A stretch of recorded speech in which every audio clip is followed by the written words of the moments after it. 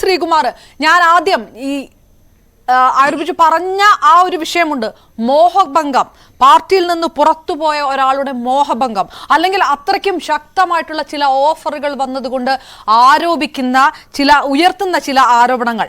ഇതിപ്പോ പാർട്ടി അംഗത്വം പുതുക്കി കൊടുക്കാത്ത ഒരാൾ, അല്ലെങ്കിൽ ഫലത്തിൽ പാർട്ടിയിൽ നിന്ന് പുറത്തു പോകേണ്ടി വന്ന ഒരാൾ, അയാൾ നടത്തുന്ന ഒരു വ്യക്തിഹത്യ ആരോപണം, ഇതിനൊക്കെ മറുപടി എന്തിനു പാർട്ടി കൊടുക്കണമെന്നാണ് ചോദിക്കുന്നത്. നമ്മുടെ കണ്ണൂരിൽ ഇപ്പോൾ ഉണ്ടായ ഒരു മനു തോമസിന്റെ അഭിപ്രായങ്ങൾ മാത്രം നിൽക്കണ്ട. CPM ഇന്ന് ഒരു നാൽക്കവലയിൽ നിൽക്കുകയാണ്. എങ്ങോട്ട് പോകണമെന്നറിയാത്ത ദിശ തെറ്റിയുള്ള ഒരു നേതൃനിരയാണിന്ന് പാർട്ടിക്കുള്ളത്. നിങ്ങളുടെ ഇന്നത്തെ ഹെഡിങ് കണ്ണൂർ കോട്ട കുലുങ്ങുമ എന്നുള്ളതാണ്.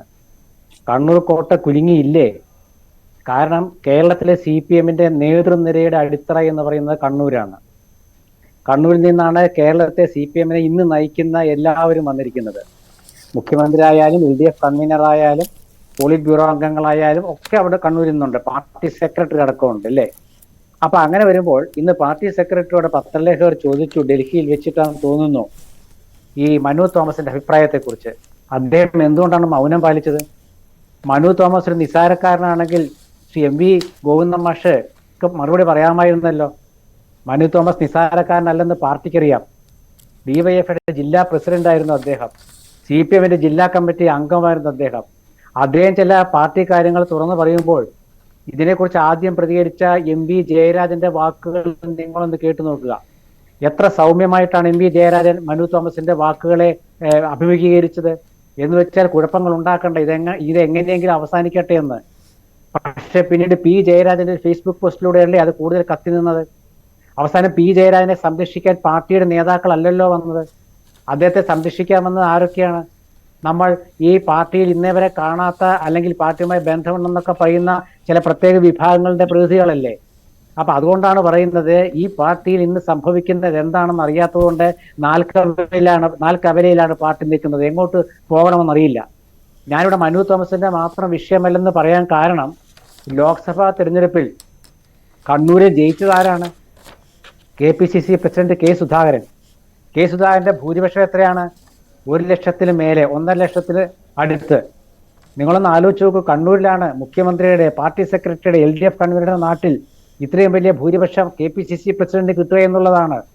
KPCC പ്രസിഡന്റിനാണ് കേട്ടോ കിട്ടിയത്. അദ്ദേഹം താൽക്കാലിക ചുമതല MM ഹസനെ ഏൽപ്പിച്ചുവെങ്കിലും. അപ്പൊ അവിടെ എന്തുകൊണ്ട് പാർട്ടിയിലെ അണികൾ, പ്രവർത്തകർ, അനുഭാവികൾ, വോട്ട് ചെയ്യുന്നവരൊക്കെ തിരിഞ്ഞു എന്നുള്ളതല്ലേ എൻ്റെ അർത്ഥം. അല്ലാണ്ട് എല്ലാവരും കോൺഗ്രസ്സുകാരാണെന്ന് പറയാൻ കഴിയുമോ? അപ്പൊ പാർട്ടി വോട്ടുകൾ പാർട്ടി ഗ്രാമങ്ങളിൽ നിന്ന് തന്നെ മാറിപ്പോയി. മുഖ്യമന്ത്രിയുടെ നാട്ടിൽ തന്നെ പാർട്ടിക്ക് തിരിച്ചടി നേരിട്ടു.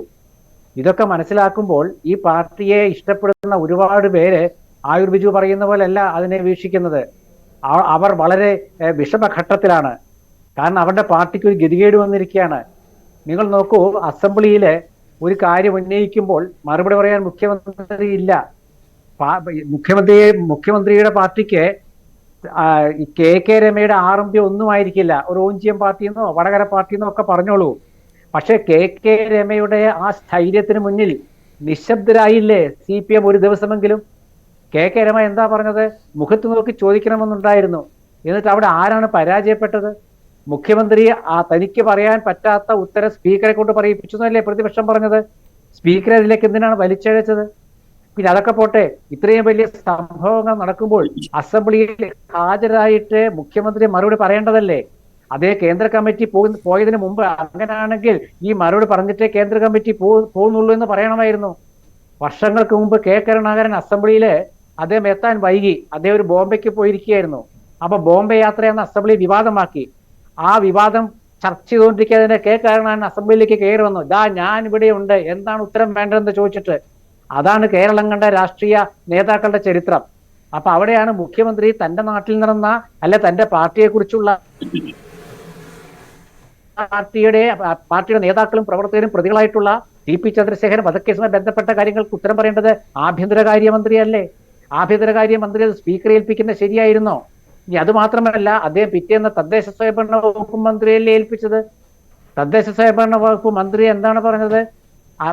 അരി എത്ര എന്ന് ചോദിച്ചോ, പയർ 5 അരി. നിങ്ങൾ നോക്കൂ, കാഫിർ പ്രയോഗത്തെ കുറിച്ച് അസംബ്ലിയിൽ ചോദിച്ചപ്പോൾ അദ്ദേഹം പറഞ്ഞത് കോട്ടയത്തെ ഏതോ ഒരു കോട്ടയം കുഞ്ഞച്ചന്റെ കാര്യമാണ്. ഇതാണോ ഒരു മന്ത്രി പറയേണ്ട മറുപടി? ഞാൻ മന്ത്രിമാരെ കുറ്റം പറയില്ല, കാരണം അവർക്കത് ശ്രീ എൻ ശ്രീകുമാർ, ഇന്നത്തെ വിഷയം മനു തോമസിന്റെ വിഷയത്തെ ആ തരത്തിൽ തന്നെ എടുക്കണമെന്നാണ് ചോദിക്കുന്നത്. വ്യക്തിപരമായിട്ടുള്ള ആരോപണങ്ങൾ, അഭ്യൂഹങ്ങൾ, അതൊക്കെ കൊണ്ട് റൂൾ 50 അനുസരിച്ച് ചർച്ച ചെയ്യാൻ കഴിയില്ല. അങ്ങനെയാണ് സ്പീക്കർ പറയുന്നത്. ഇത് ഉന്നയിച്ചിരിക്കുന്നത് പി ജയരാജന്റെ മകനെതിരെ. മകനിതാ 50 ലക്ഷം നഷ്ടപരിഹാരം വേണമെന്ന് പറഞ്ഞ് വക്കീൽ നോട്ടീസ് കൊടുത്തിരിക്കുന്നു. വിദേശത്ത് ജോലി ചെയ്യുന്ന തന്നെ ഇതിനകത്തേക്ക് വലിച്ചിഴക്കുകയാണ്. ഈ പാർട്ടിയിലെ സഖാക്കൾ തമ്മിൽ ചേരിപ്പോരുണ്ടാവുമ്പോൾ അവരുടെ കുടുംബാംഗങ്ങളിലേക്ക് ആരോപണങ്ങൾ ഉയർത്തുന്നത് ആദ്യമായിട്ടല്ല, അത് സ്ഥിരമാണ് എന്ന് പലപ്പോഴായി ഇടതുപക്ഷം പറയുന്നതാണ്. അങ്ങനെ ഒരു കാര്യം നടക്കുമ്പോൾ അതിൽ മറുപടി കൊടുക്കേണ്ട ബാധ്യത എങ്ങനെ പാർട്ടിക്ക് വരുന്നു, മുഖ്യമന്ത്രിക്ക് വരുന്നു, സംസ്ഥാന നേതാക്കൾക്ക് വരുന്നു എന്നുള്ളൊരു ചോദ്യമുണ്ടല്ലോ. അത് ഇതിൽ ആപേക്ഷികമല്ലേ? അല്ല, ഞാൻ പറഞ്ഞത് TP ചന്ദ്രശേഖരൻ വധവുമായി ബന്ധപ്പെട്ട പ്രതികൾക്ക് ശിക്ഷായിളവ് നൽകുന്നതിനെ കുറിച്ചാണ്.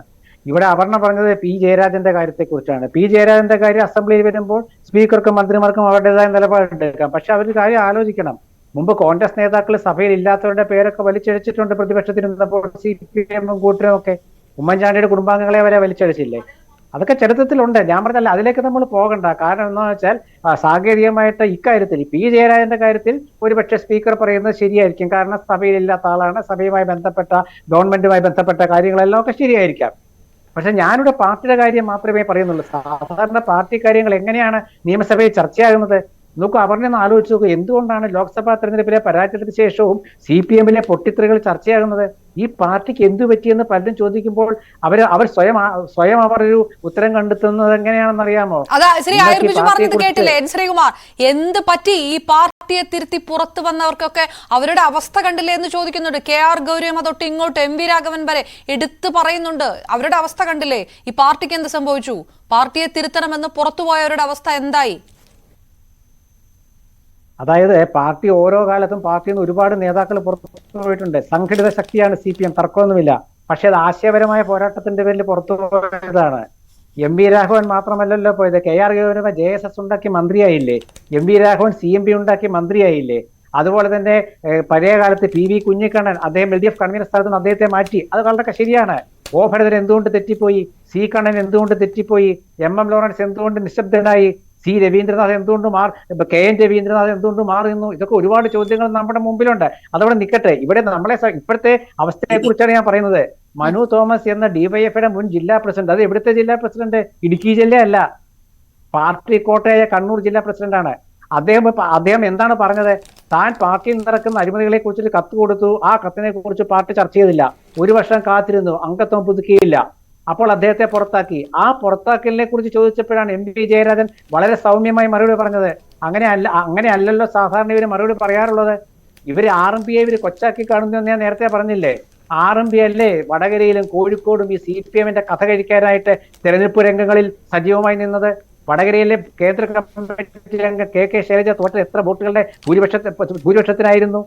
1.5 ലക്ഷം വോട്ട് എവിടുന്ന് കിട്ടി? അത് മാത്രമാണോ? KK രമ എങ്ങനെ ജയിച്ചു വന്നു? KK രമ ആരുടെ വിധവയാണ്?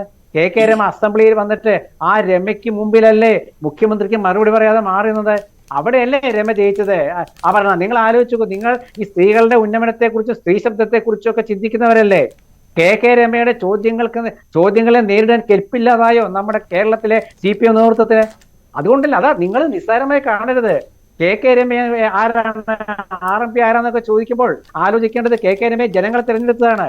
അസംബ്ലിയിൽ വന്നിട്ട് KK രമ പറഞ്ഞ ഏതെങ്കിലും കാര്യത്തിൽ ഉത്തരവുണ്ടോ? അത് മാത്രമല്ല, പറയുന്നതൊക്കെ തെറ്റല്ലേ? അത് ഞാൻ ഈ മന്ത്രിമാരെ ഞാൻ കുറ്റം പറയില്ല, കാരണം അവർക്ക് അങ്ങനെ പറ്റുള്ളൂ. അവരെ സംബന്ധിച്ചിടത്തോളം പാർട്ടി ഇന്ന് പ്രതിസന്ധിയിലാണ്.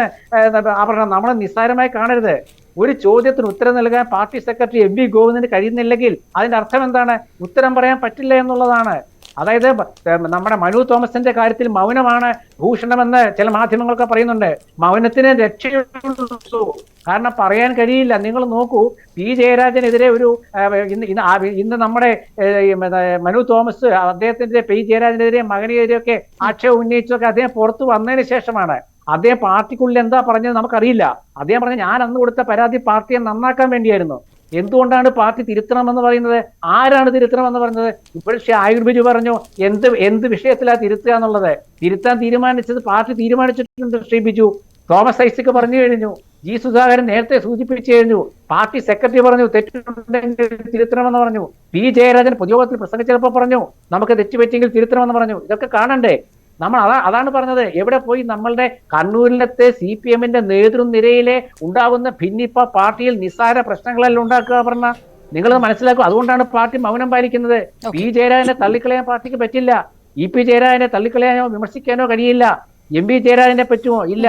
MV ജയരാജനും P ജയരാജനും തമ്മിലുള്ള വാക്ക് തർക്കവും അഭിപ്രായ ഭിന്നതയും നമുക്കറിയാമല്ലോ. ജയരാജനെതിരെ EP ജയരാജനെതിരെ സംസ്ഥാന കമ്മിറ്റി P ജയരാജൻ ഉന്നയിച്ച ആരോപണത്തിന് ഒരു വാരിയിലൂടെ മറുപടി കൊടുത്ത EP ജയരാജനെ നമുക്കറിയാമല്ലോ. ഞാൻ പറഞ്ഞ മുഖ്യമന്ത്രിയുടെ സന്നിഗ്ധ ഘട്ടത്തിൽ പ്രതിസന്ധിയിൽ പെടുമ്പോൾ ആരാണ് ഇവിടെ സഹായിക്കാൻ എത്തുന്നത്?